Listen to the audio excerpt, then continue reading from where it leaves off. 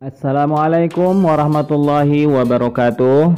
Selamat bergabung kembali pada mata kuliah bimbingan dan konseling bersama saya Lahana Harap. Adapun materi pembahasan kita pada pertemuan kali ini adalah konsep pembelajaran remedial.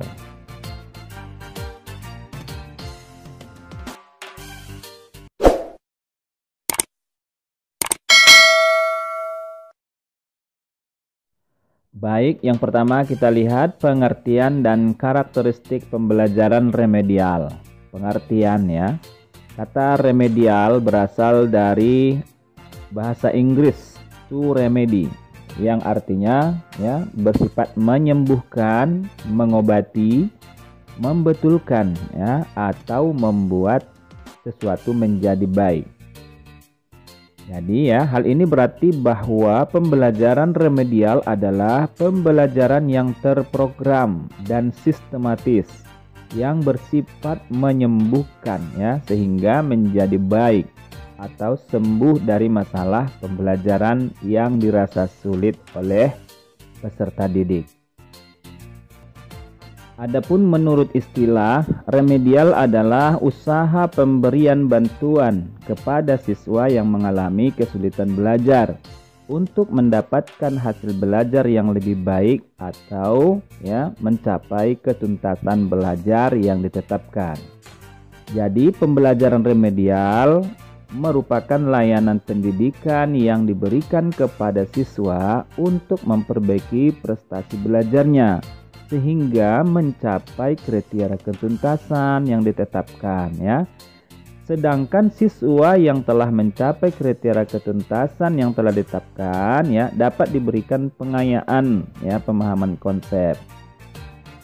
Nah, kalau misalnya semua siswa telah mencapai ketuntasan ya pada saat tes formatif atau ulangan ya ujian, maka guru dapat memberikan perbaikan pada tujuan atau indikator yang tingkat ketuntasannya paling rendah ya atau lebih rendah sebagai penguatan. Berikut kita lihat tujuan pembelajaran remedial ya. Apa tujuan pembelajaran remedial? Yaitu 1. Agar siswa dapat memahami dirinya, khususnya prestasi belajarnya. Kemudian agar siswa dapat memperbaiki ya atau mengubah cara belajar sehingga bisa menuju arah yang lebih baik. Kemudian guru ya atau siswa juga dapat memilih materi dan fasilitas belajar ya yang lebih tepat.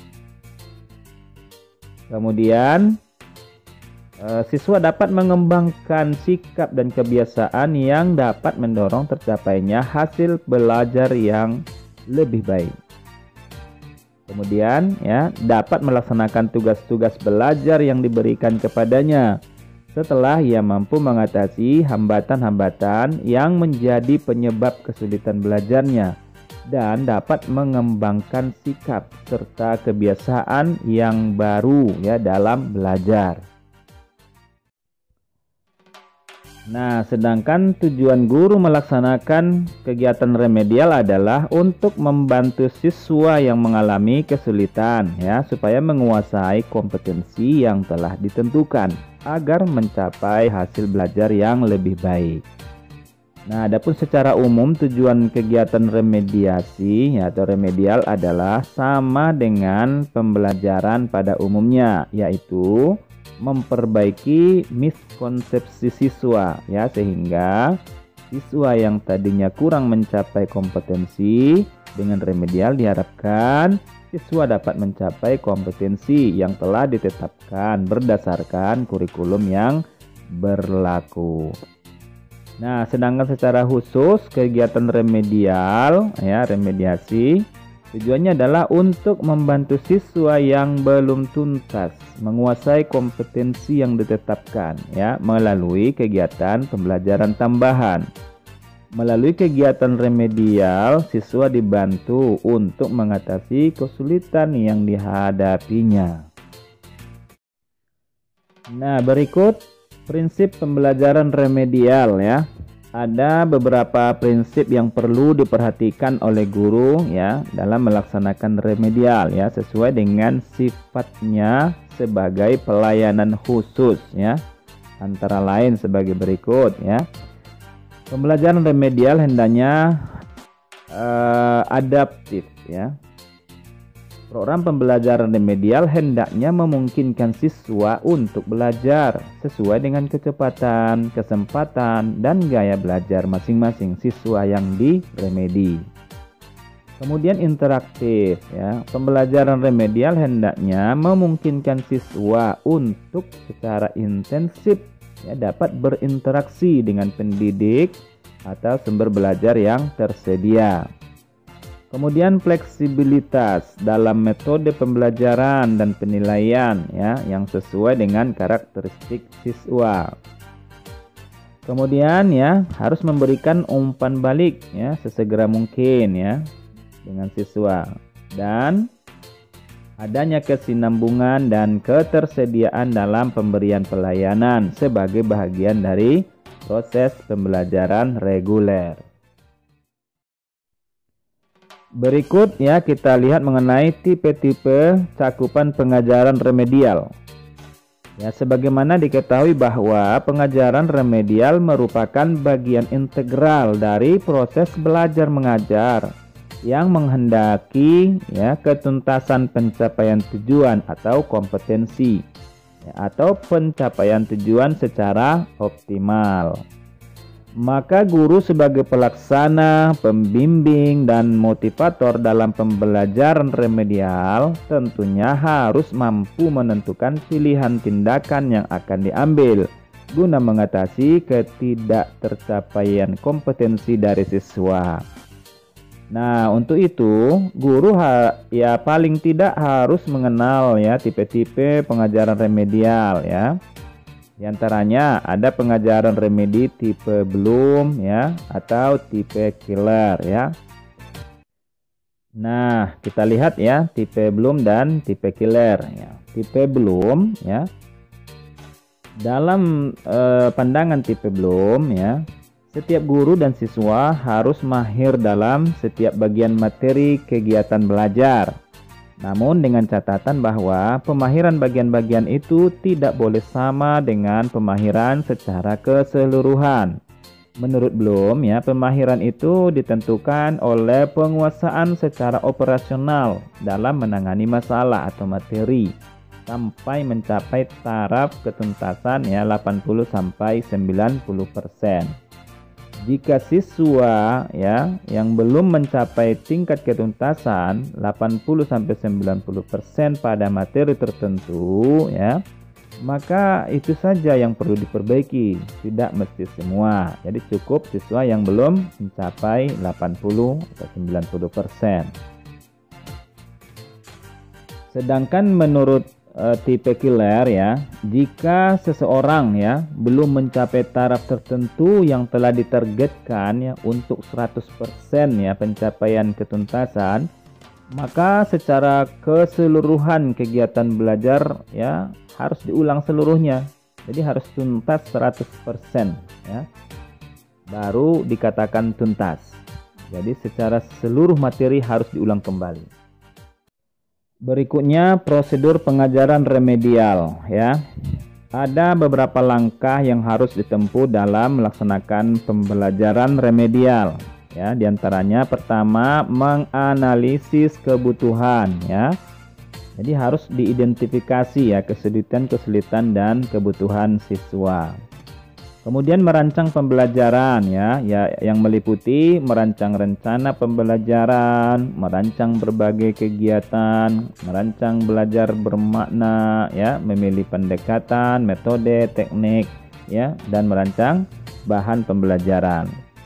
Kemudian menyusun rencana pembelajaran, yaitu memperbaiki rencana pembelajaran yang telah dilaksanakan ya, di mana beberapa komponen ya disesuaikan dengan hasil analisis kebutuhan siswa yang akan diremedi. Berikutnya, menyiapkan perangkat pembelajaran ya, seperti memperbaiki soal-soal tes atau penilaian ya atau latihan. Kemudian melaksanakan pembelajaran ya, yang meliputi merumuskan gagasan utama, memberikan arahan yang jelas kepada siswa, meningkatkan motivasi belajar siswa ya, kemudian memfokuskan proses belajar dengan melibatkan siswa secara aktif, dan melakukan evaluasi pembelajaran yang menilai ya ketuntasan belajar siswa yang telah diremedi. Baik, berikut kita bahas mengenai waktu pelaksanaan pembelajaran remedi ya. Program remedial diberikan hanya untuk kompetensi dasar tertentu yang belum dikuasai oleh siswa ya. Jika memakai tipe belum ya. Tapi kalau tipe killer ya, semua materi diulang kembali. Remedial biasanya dilakukan ya maksimal 2 kali ya. Siswa yang telah mengalami remedial sebanyak 2 kali namun nilainya masih di bawah standar minimum ya, maka penanganannya harus melibatkan orang tua siswa atau pihak lain ya. Hanya 2 kali saja ya. Kemudian pembelajaran remedial dapat diberikan setelah siswa mempelajari KD tertentu atau beberapa KD dalam rumpun 1 KI tertentu ya. Siswa yang belum mencapai ketuntasan KI ya, kompetensi inti ya, perlu mengikuti program pembelajaran remedial. Nah, adapun waktu pelaksanaan remedial ya dapat dilakukan setelah melakukan evaluasi ya, baik penilaian formatif ya, sumatif, ulangan atau ujian.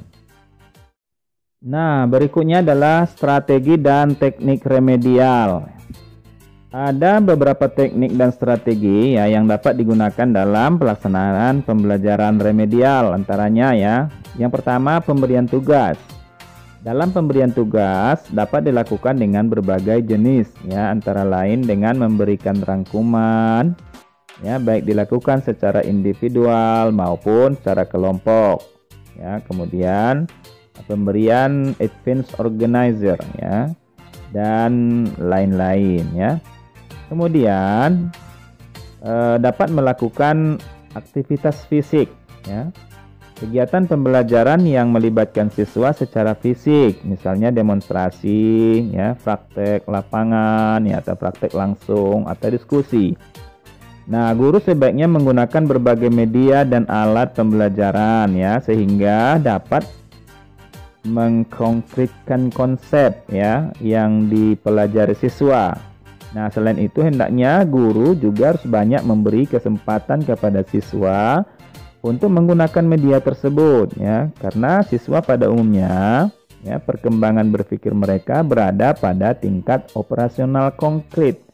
Mereka akan dapat mencerna dengan baik ya konsep yang divisualisasikan atau dikonkretkan ya dengan terjun langsung yang mempraktekkan.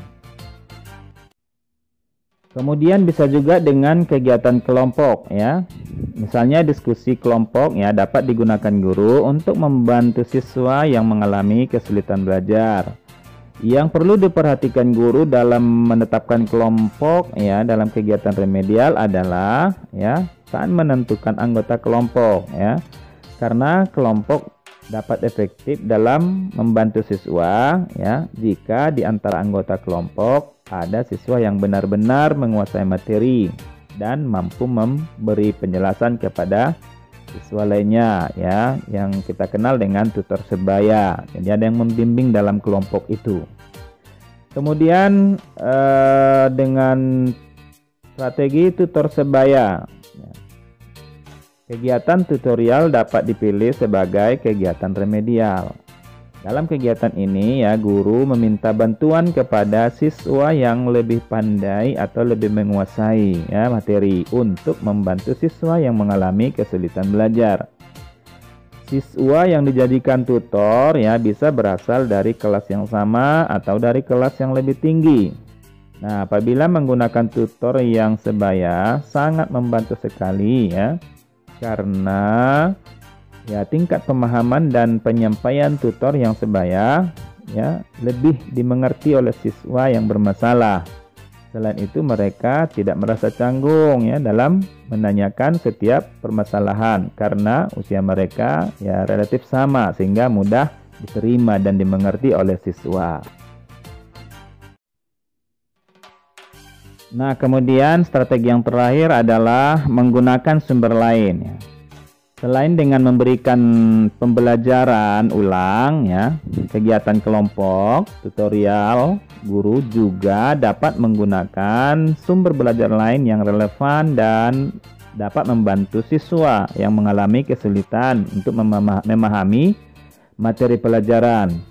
Misalnya guru meminta ya untuk mengunjungi ahli atau pakar ya, praktisi yang berkaitan dengan materi yang dipelajari. Misalnya ya, mengenai bagaimana cara mencangkok ya, siswa dapat mendatangi tukang kebun ya, yang kegiatan sehari-harinya memang mencangkok. Atau juga siswa diminta membaca sumber lain ya, dan bahkan kalau memungkinkan mendatangkan anggota masyarakat yang mempunyai keahlian yang sesuai dengan materi yang dipelajari. Jadi ke sumber langsung ya.